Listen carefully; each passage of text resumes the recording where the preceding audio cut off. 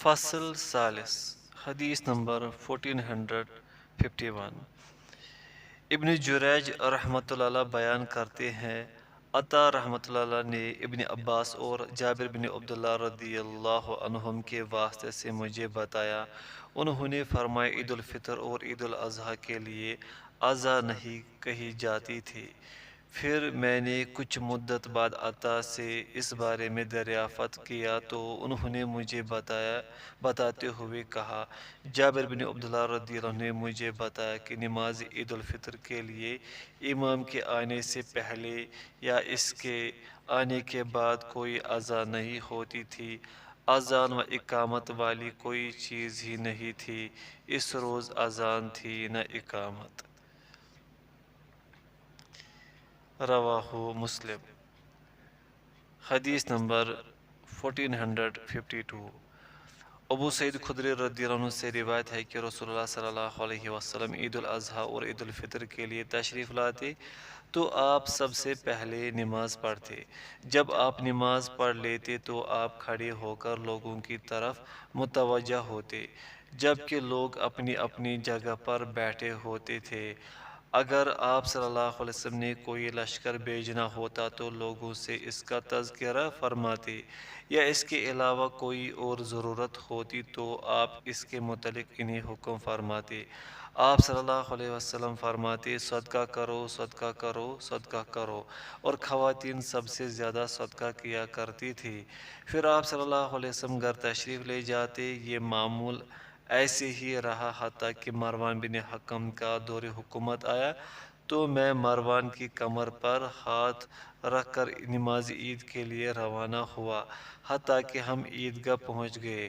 وہاں دیکھا کہ کثیر بن سلط رحمۃ اللہ نے گارے اور اینٹوں سے ایک ممبر تیار کر رکھا تھا۔ مروان مجھ سے اپنا ہاتھ کھینچ رہا تھا، گویا وہ مجھے ممبر کی طرف لے جانا چاہتا تھا، جبکہ میں اسے نماز کی طرف لانا چاہتا تھا۔ جب میں نے اس کا یہ عزم دیکھا تو میں نے کہا، نماز سے ابتدا کرنا کہاں چلا گیا؟ اس نے کہا، نہیں ابو سعید، جیسا کہ آپ جانتے ہیں کہ وہ طریقہ متروک ہو چکا۔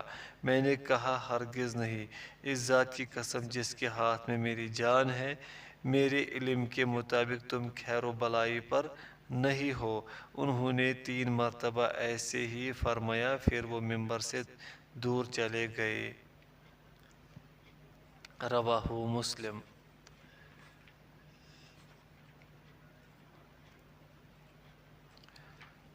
باب قربانی کا بیان۔ فصل اول۔ حدیث نمبر 1453۔ انس رضی اللہ عنہ بیان کرتے ہیں، رسول اللہ صلی اللہ علیہ وسلم نے بسم اللہ واللہ اکبر پڑھ کر اپنے دست مبارک سے چتکبرے سینگوں والے 2 مینڈھے ذبح کیے۔ راوی بیان کرتے ہیں، میں نے آپ صلی اللہ علیہ وسلم کو دیکھا کہ آپ نے ان کے پہلو پر اپنا قدم رکھا اور آپ صلی اللہ علیہ وسلم پڑھ رہے تھے، بسم اللہ واللہ اکبر۔ متفق علیہ۔ حدیث نمبر 1453۔ عائشہ رضی اللہ عنہ سے روایت ہے کہ رسول اللہ صلی اللہ علیہ وسلم نے سینگوں والا مینڈھا لانے کا حکم فرمایا، جس کی ٹانگیں، پیٹ اور آنکھیں سیاہ تھی۔ اسے آپ کی خدمت میں پیش کیا گیا تاکہ آپ اسے قربان کریں۔ آپ صلی اللہ علیہ وسلم نے فرمایا، عائشہ چھری لاؤ، پھر فرمایا اسے پتھر پر تیز کرو۔ میں نے ایسے ہی کیا تو آپ صلی اللہ علیہ وسلم نے چھری پکڑ کر مینڈھے کو لٹایا اور ذبح کرنے کا ارادہ فرمایا تو یوں دعا کی، اللہ کے نام پر اے اللہ، اسے محمد صلی اللہ علیہ وسلم، آل محمد اور امت محمد کی طرف سے قبول فرما۔ پھر آپ صلی اللہ علیہ وسلم نے اسے ذبح کیا۔ رواہ مسلم۔ حدیث نمبر 1455۔ جابر رضی اللہ عنہ بیان کرتے ہیں، رسول اللہ صلی اللہ علیہ وسلم نے فرمایا، صرف 2 دانت والا جانور ذبح کرو، اگر تمہیں اس کا ملنا مشکل ہو تو پھر 1 سال کا مینڈھا ذبح کرو۔ رواہ مسلم۔ حدیث نمبر 1456۔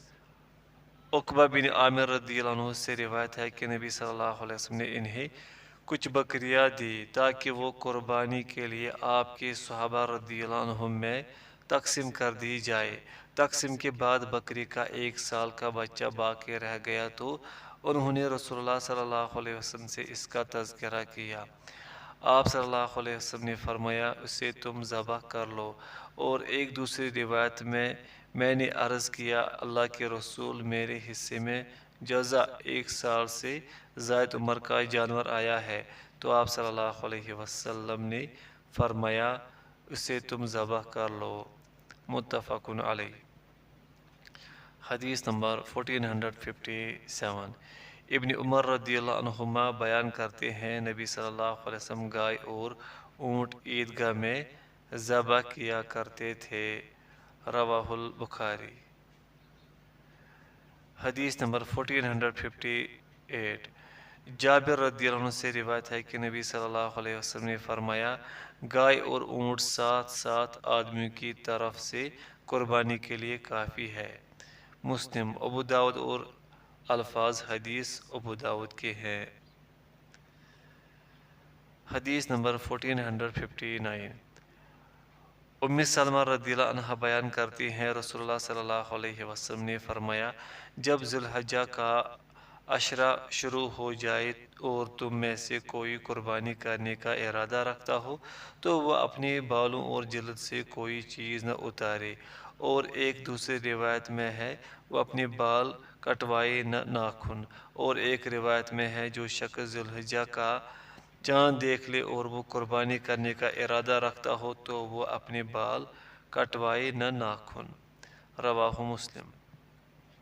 حدیث نمبر 1460، ابن عباس رضی اللہ عنہما بیان کرتے ہیں رسول اللہ صلی اللہ علیہ وسلم نے فرمایا باقی دنوں میں کیے گئے عمل کی نسبت ان 10 ایام میں کیا گیا عمل اللہ کو انتہائی پسندیدہ ہے۔ صحابہ نے عرض کیا اللہ کے رسول، اللہ کی راہ میں جہاد بھی اتنا پسندیدہ نہیں؟ آپ صلی اللہ علیہ وسلم نے فرمایا جہاد بھی نہیں، الا کہ کوئی شخص اپنے مال و جان کے ساتھ جہاد کے لیے جائے اور اس کی کوئی چیز واپس نہ آئے، رواہ البخاری۔ فصل ثانی، حدیث نمبر 1461، جابر رضی اللہ عنہ بیان کرتے ہیں نبی صلی اللہ علیہ وسلم نے عید الاضحیٰ کے روز سینگوں والے چتکبرے و خصی مینڈھے ذبح کیے۔ جب آپ صلی اللہ علیہ وسلم نے انہیں قبلہ رخ کیا تو یہ دعا پڑھی بے شک میں نے ابراہیم جو کہ یکسو تھے کے دین پر ہوتے ہوئے اپنے چہرے کو اس ذات کی طرف متوجہ کیا جس نے زمین و آسمان کو پیدا فرمایا، اور میں مشرکوں میں سے نہیں ہوں۔ بے شک میری نماز، میری قربانی، میرا جینا اور میرا مرنا اللہ کے لیے ہے جو کہ تمام جہانوں کا پروردگار ہے، اس کا کوئی شریک نہیں، مجھے اسی کا حکم دیا گیا ہے اور میں مسلمانوں اطاعت گزاروں میں سے ہوں۔ اے اللہ یہ قربانی کا جانور تیری عطا ہے اور تیرے ہی لیے ہے، اسے محمد صلی اللہ علیہ وسلم اور ان کی امت کی طرف سے قبول فرما اللہ کے نام سے، اور اللہ بہت بڑا ہے۔ پھر آپ صلی اللہ علیہ وسلم نے ذبح فرمایا۔ احمد، ابو داود، ابن ماجہ، دارمی اور احمد، ابو داود اور ترمذی کی روایت میں ہے آپ صلی اللہ علیہ وسلم نے اپنی دست مبارک سے ذبح کیا اور یہ دعا پڑھی اللہ کے نام سے، اور اللہ سب سے بڑا ہے، اے اللہ یہ میری اور میری امت کے اس شخص کی طرف سے ہے جس نے قربانی نہیں کی۔ اس کی سند ضعیف ہے لیکن اس کے شواہد بھی ہے۔ حدیث نمبر 1462، حنش رحمۃ اللہ علیہ بیان کرتے ہیں میں نے علی رضی اللہ عنہ کو 2 مینڈھے ذبح کرتے ہوئے دیکھا تو میں نے ان سے دریافت کیا یہ کیا ہے؟ انہوں نے فرمایا رسول اللہ صلی اللہ علیہ وسلم نے مجھے حکم فرمایا تھا کہ میں ان کی طرف سے قربانی کروں، سو میں ان کی طرف سے قربانی کرتا ہوں۔ ابو داود اور امام ترمذی रहमतुल्लाह अलैह ने भी इसी तरह रिवायत किया है। इसकी सनद ज़ईफ़ है। हदीस नंबर 1463। अली रज़ियल्लाहु अन्हु बयान करते हैं रसूलुल्लाह सल्लल्लाहु अलैहि वसल्लम ने हमें हुक्म फरमाया कि हम कुर्बानी के जानवर की आँख और कान गौर से देख लिया करें और हम ऐसा जानवर ज़बह न करें जिसका कान सामने से कटा हो या पीछे से कटा हो और इसमें कोई सुराख तक न हो। तिर्मिज़ी, अबू दाऊद, नसाई, दारमी, इब्न माजा और इब्न माजा की रिवायत अल उज़ुन तक ख़त्म हो जाती है। इसकी सनद भी ज़ईफ़ है। हदीस नंबर 1464। अली रज़ियल्लाहु बयान करते हैं रसूलुल्लाह सल्लल्लाहु अलैहि वसल्लम ने हमें ऐसे जानवर की कुर्बानी करने से मना फरमाया जिसका सींग टूटा हुआ हो या इसका कान कटा हुआ हो। इसकी सनद हसन है। हदीस नंबर 1465। बारा बिन आज़िब रज़ियल्लाहु अन्हु से रिवायत है रसूलुल्लाह सल्लल्लाहु अलैहि वसल्लम से दरियाफ़त किया गया कि किन जानवरों की कुर्बानी में एहतियात करनी चाहिए। आप सल्लल्लाहु अलैहि वसल्लम ने अपने हाथ के इशारे से 4 का जिक्र फरमाया। ऐसा लंगड़ा जिसका लंगड़ापन ज़ाहिर हो, ऐसा काना जिसका कानापन ज़ाहिर हो, मरीज़ जिसका मरीज़ होना ज़ाहिर हो और लागर जिसकी हड्डियों में गोदा न हो। ये रिवायत सही है।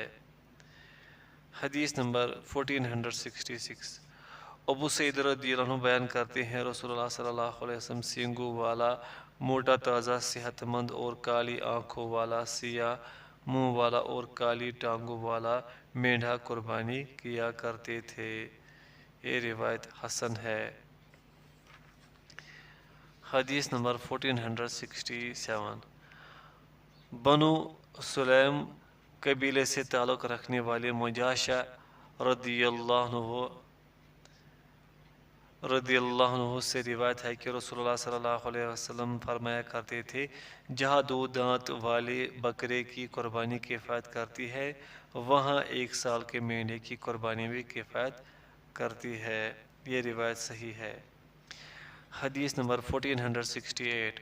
अबू हुरैरा रज़ियल्लाहु अन्हु बयान करते हैं, मैंने रसूलुल्लाह सल्लल्लाहु अलैहि वसल्लम को फरमाते हुए सुना, 1 साल के मेंढे की कुर्बानी अच्छी कुर्बानी है।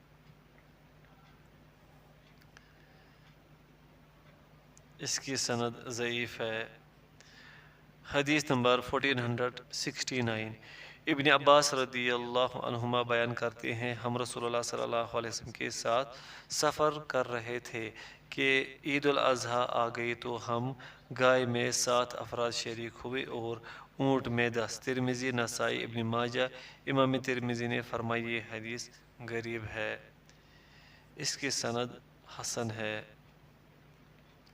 हदीस नंबर 1470। आयशा रज़ियल्लाहु अन्हा बयान करती हैं, रसूलुल्लाह सल्लल्लाहु अलैहि वसल्लम ने फरमाया, कुर्बानी के दिन इब्न आदम का कुर्बानी करना अल्लाह को इंतहाई महबूब है।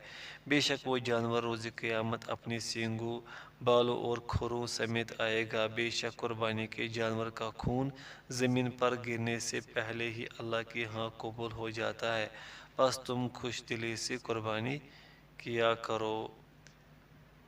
इसकी सनद ज़ईफ़ है। हदीस नंबर 1471। अबू हुरैरा रज़ियल्लाहु अन्हु बयान करते हैं, रसूलुल्लाह सल्लल्लाहु अलैहि वसल्लम ने फरमाया, ज़ुल्हिज्जा के 10 दिनों की इबादत अल्लाह को इंतहाई महबूब है। इस अशरा के हर दिन के रोज़े का सवाब साल भर के रोज़ों और इसकी हर रात का क़ियाम शब कदर के क़ियाम के बराबर है। तिर्मिज़ी, इब्न माजा। इमाम तिर्मिज़ी ने फरमाया इसकी सनद ज़ईफ़ है। इस हदीस की सनद ज़ईफ़ है। फ़सल सालिस। हदीस नंबर 1472। जुंदुम बिन अब्दुल्लाह रज़ियल्लाहु अन्हु बयान करते हैं, मैंने रसूलुल्लाह सल्लल्लाहु अलैहि वसल्लम के साथ नमाज ईद उल अज़हा अदा की। आपने सिर्फ नमाज पढ़कर सलाम ही फेरा था, अभी खुतबा इरशाद नहीं फरमाया था कि आपने कुर्बानी का गोश्त देखा जिसे आपके नमाज पढ़ने से पहले ही ज़बह कर दिया गया था। آپ صلی اللہ علیہ وسلم نے یہ دیکھ کر فرمایا، جس شخص نے ہماری نماز پڑھنے سے پہلے جانور ذبح کیا ہے وہ اس کی جگہ دوسرا جانور ذبح کرے۔ اور ایک دوسری روایت میں ہے، نبی صلی اللہ علیہ وسلم نے قربانی کے دن نماز پڑھائی، پھر خطبہ ارشاد فرمایا، پھر جانور ذبح کیا اور فرمایا، جس شخص نے ہماری نماز پڑھنے سے پہلے قربانی کی ہے وہ اس کی جگہ ایک اور جانور ذبح کرے، اور جس نے جانور ذبح نہیں کیا وہ اللہ کے نام پر جانور ذبح کرے۔ متفق علیہ۔ حدیث نمبر 1473۔ نافع رحمۃ اللہ علیہ سے روایت ہے کہ ابن عمر رضی اللہ عنہما نے فرمایا، قربانی کے دن کے 2 دن بعد تک قربانی کرنا جائز ہے۔ اس کی سند صحیح ہے۔ حدیث نمبر 1474۔ امام مالک رحمۃ اللہ فرماتے ہیں، علی بن ابی طالب رضی اللہ عنہ سے بھی اسی طرح کی روایت مجھے پہنچی ہے۔ یہ روایت حسن ہے۔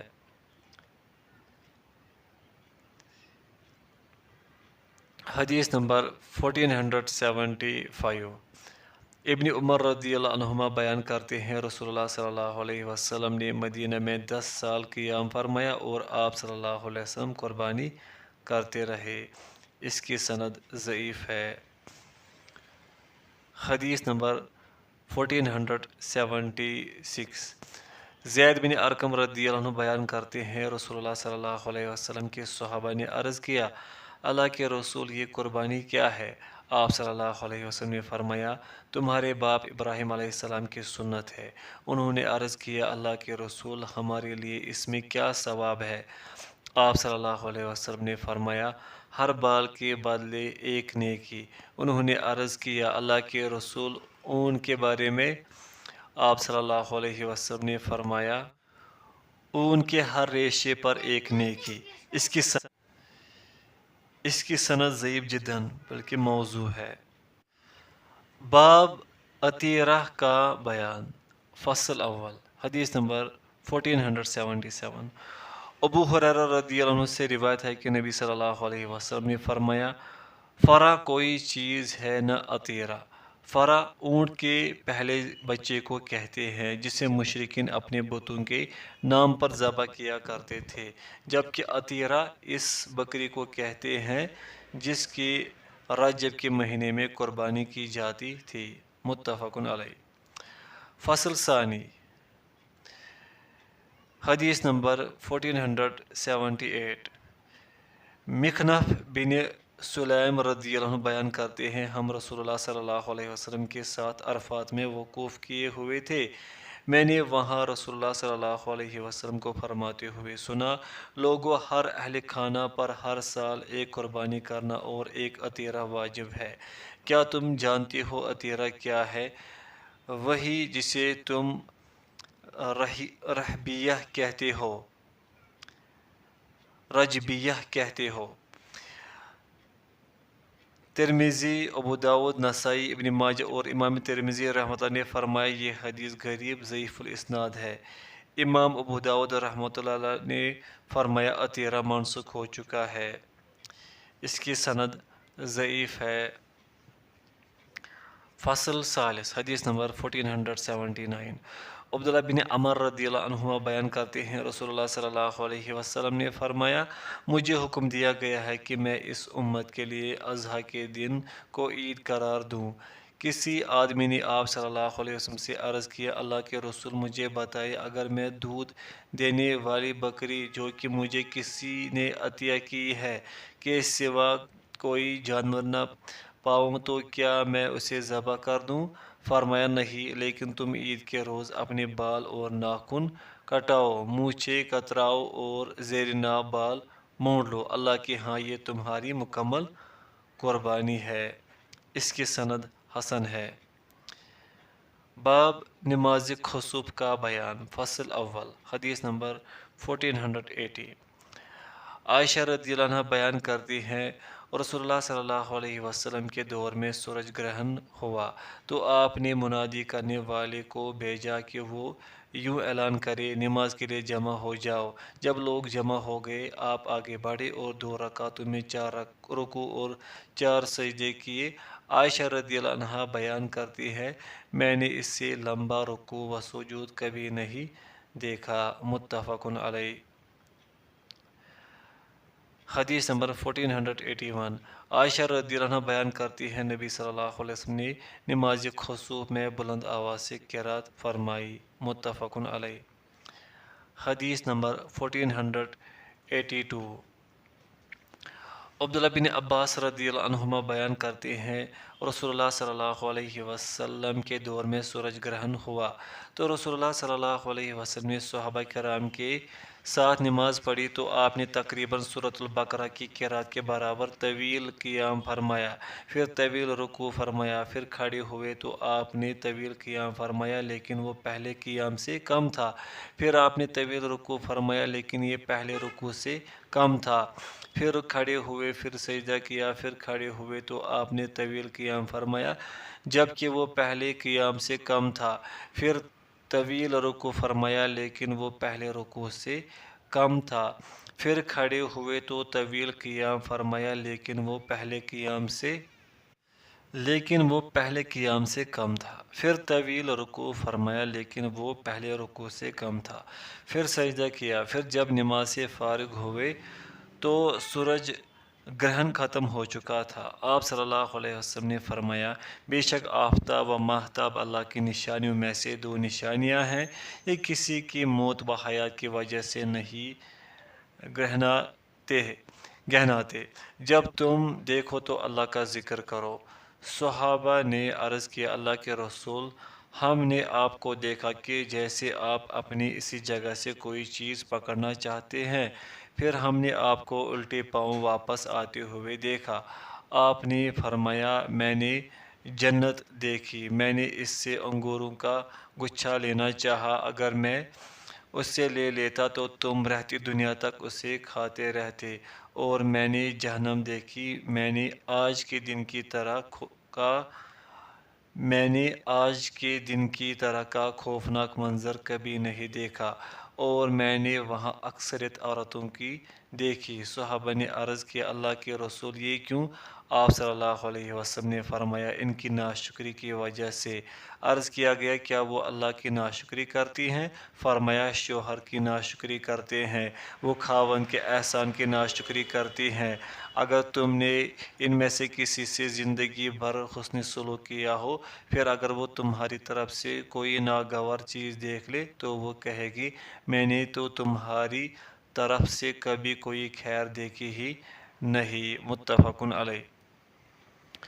حدیث نمبر 1483 عائشہ رضی اللہ عنہا سے ابن عباس رضی اللہ عنہما کی مثل حدیث مروی ہے، انہوں نے فرمایا پھر آپ صلی اللہ علیہ وسلم نے سجدہ کیا تو سجدوں کو لمبا کیا، پھر آپ نماز سے فارغ ہوئے تو سورج گرہن ختم ہو چکا تھا۔ آپ صلی اللہ علیہ وسلم نے خطبہ ارشاد فرمایا اللہ کی حمد و ثنا بیان کی، فرمایا آفتاب و ماہتاب اللہ کی نشانیوں میں سے 2 نشانیاں ہیں، یہ کسی کی موت و حیات سے نہیں گہنائے، بس جب تم یہ دیکھو تو اللہ سے دعائیں کرو، اس کی کبریائی بیان کرو، نماز پڑھو اور صدقہ کرو۔ پھر فرمایا امتی محمد صلی اللہ علیہ وسلم اللہ کی قسم اللہ سے بڑھ کر کوئی غیرت مند نہیں ہے کہ اس کا بندہ یا اس کی لونڈی زنا کرے۔ امتی محمد اللہ کی قسم اگر تم اس بات کو جان لو جو میں جانتا ہوں تو تم بہت ہی کم ہنسو اور بہت زیادہ رو۔ متفق علیہ۔ حدیث نمبر 1484 ابو موسیٰ رضی اللہ عنہ بیان کرتے ہیں سورج گرہن ہوا تو نبی صلی اللہ علیہ وسلم گھبراہٹ کے عالم میں کھڑے ہوئے جیسے قیامت آ گئی ہو۔ آپ صلی اللہ علیہ وسلم مسجد میں تشریف لائے اور اس قدر قیام اور رکوع اور سجدوں کو طویل کر کے نماز پڑھی کہ میں نے آپ کو ایسے کرتے ہوئے کبھی نہیں دیکھا، اور آپ صلی اللہ علیہ وسلم نے فرمایا یہ نشانیاں جو اللہ بھیجتا ہے یہ کسی کی موت و حیات کی وجہ سے نہیں ہوتی لیکن ان کے ذریعے اللہ اپنے بندوں کو ڈراتا ہے۔ جب تم اس طرح کی کوئی چیز دیکھو تو تم اس کے ذکر، اس سے دعا کرنے اور اس سے مغفرت طلب کرنے کی طرف توجہ کرو اور اس کی پناہ حاصل کرو۔ متفق علیہ۔ حدیث نمبر 1485۔ جابر رضی اللہ عنہ بیان کرتے ہیں رسول اللہ صلی اللہ علیہ وسلم کے دور میں رسول اللہ صلی اللہ علیہ وسلم کے بیٹے ابراہیم کی وفات کے روز سورج گرہن ہوا تو آپ صلی اللہ علیہ وسلم نے صحابہ کو 6 رکوع اور 4 سجدوں کے ساتھ 2 رکعت نماز پڑھائی۔